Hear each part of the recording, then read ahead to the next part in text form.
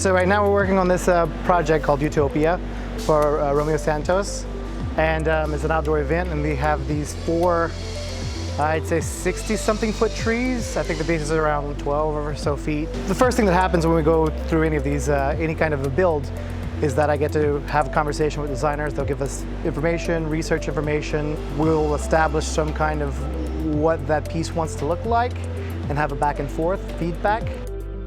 There will be about 700 to 1,000 of these leaves that make up the canopies that are above these trees. We sculpt down some of them to be a little bit shorter so we can get the feel of the canopy look while still remaining fairly flat.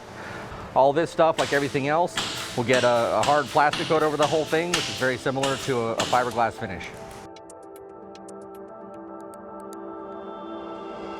The whole idea is Utopia, so the color palette is very warm, very green, very summer. The idea is to make sure that whatever texture we've put there is visible from a good long distance, and that's pretty much what we're pushing harder than what you do for something realistic or something, let's say, in a museum or in someone's home. So this will be about 20 feet up in the air.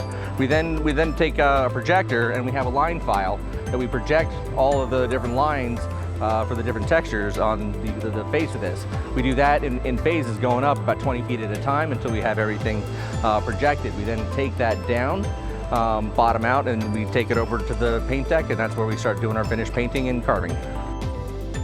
When you're dealing with a show this size, something hundreds of feet wide and 80 to 100 feet tall, like a lot of the detail can get lost, you know, from such a large distance away.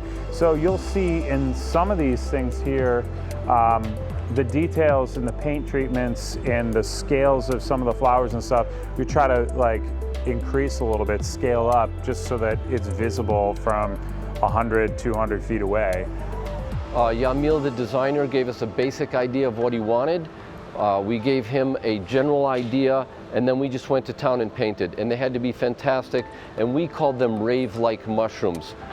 Whether he's really doing a rave or not, doesn't matter. That was the artistic idea of what he had, and we ran with that. The logistics of doing something this large in a stadium is got to be considered.